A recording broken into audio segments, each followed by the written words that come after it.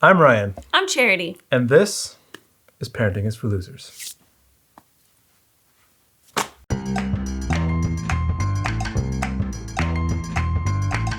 We are talking about sleeping through the night. You, not the baby. Some of you might have brand new babies that have just popped out. And we're not talking about how to get them to sleep or sleep schedules for them. We're talking about you, the parent.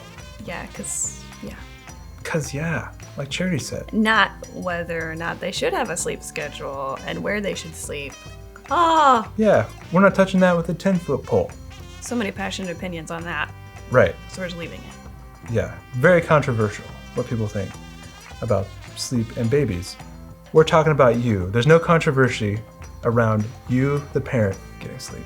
At least one of you, at some point, for some duration of time, needs to be sleeping. So we have 3 ideas for you. This is the GHIs of sleeping through the night. You, not the baby. Letter G. Guilt your partner. Now this one takes some planning.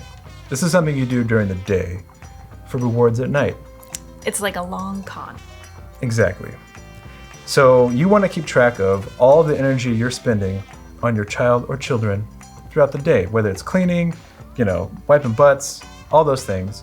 You kind of want to keep a tally, a running tally. Tally it up. Right. Because what you're doing is you are building a credit that you are going to spend at 2 a.m.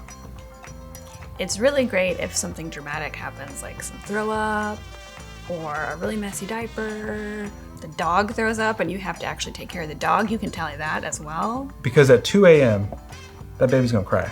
If you don't have credit built up, you're both on equal ground. But if your partner hasn't done much that day, all you gotta do is go like this.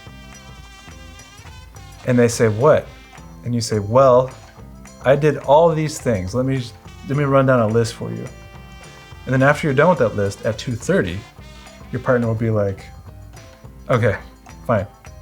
I'll go take care of the baby. You could also, when you're going to bed, mention a few things.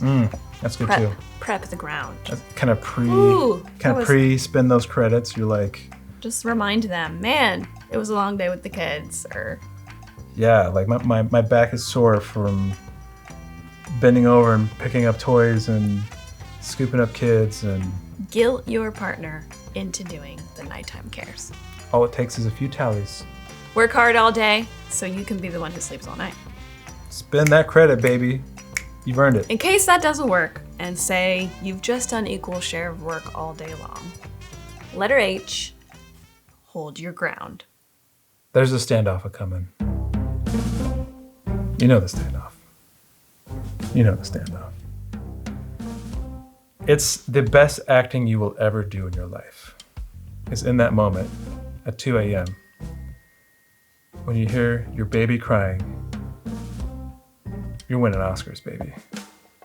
You are trying your hardest to pretend like you are asleep. You must be the one who is the most asleep. Don't stir. Because you know your partner's doing the same thing. Don't move your toe. Breathe as slowly and hard as you can. Pro tip, the more husky your breathing sounds, the more asleep you sound.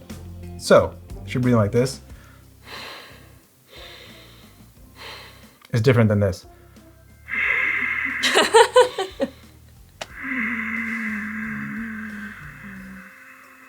So you want to add the husk, you want to add a rhythmic pattern to your breathing.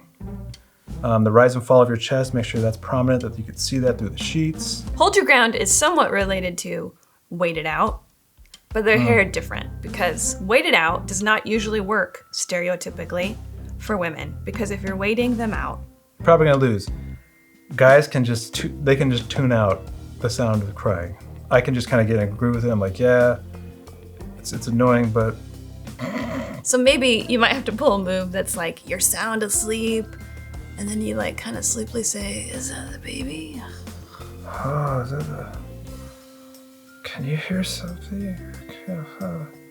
The more you mumble, the more it sounds like you're not awake yet. Standoffs are coming. be the most asleep. And if that doesn't work, our last idea for you. Letter I. Incur the first loss. What does that mean, Charity? You're gonna wanna be the first one to hop out of bed for the first nighttime care. Especially in the baby stage, say they usually wake up before midnight. You're gonna wanna do that one. Because then your partner has to do the next one. And that one will be at like 2 or 3 in the morning. You want the chunk of sleep at the right time of the night, which is like midnight to 6. That's Right. like the dreamy time. Yeah, have your partner break up their sleep. Yeah. Right? 3 o'clock in the morning, they gotta wake up, they're groggy. They've been like dreaming and they gotta like stumble in there. But if you wake up at 11:30, it's golden. I don't know any babies that only get up in the middle of the night once. You know what I Right. mean? That's coming. You know there's gonna be another time. And if your partner doesn't wake up, but you have already done the first care, you can just sleepily say, I did the last one. Right. Or I got up last time. Your turn, bro. They're obligated. Yeah. They have to. What are they gonna say? Yeah. It's not like that's never happened. That one parent has gotten up twice or 3 times and the other parent hasn't gotten up any. Depends how good you are at letter H. Which Ryan's pretty good. I'm pretty good. But this is what letter I is about. If you're not good, embrace it. If you're not good at acting like you're asleep, embrace that fact. Hop out of bed first thing. So these are all the tips we have for you. Because sleep is important for you. The baby will get it figured out. You need sleep right now. Again, this isn't marriage advice. This is Yeah. parenting survival advice. Just putting that out there. Yeah. Because what do parents need to survive? Sleep. Lots of sleep. As much as you can get. Guilt your partner into doing the nighttime cares. Hold your ground during the standoff. And incur the first loss. You can do it. We believe in you. Get that sleep. However you can. Get it.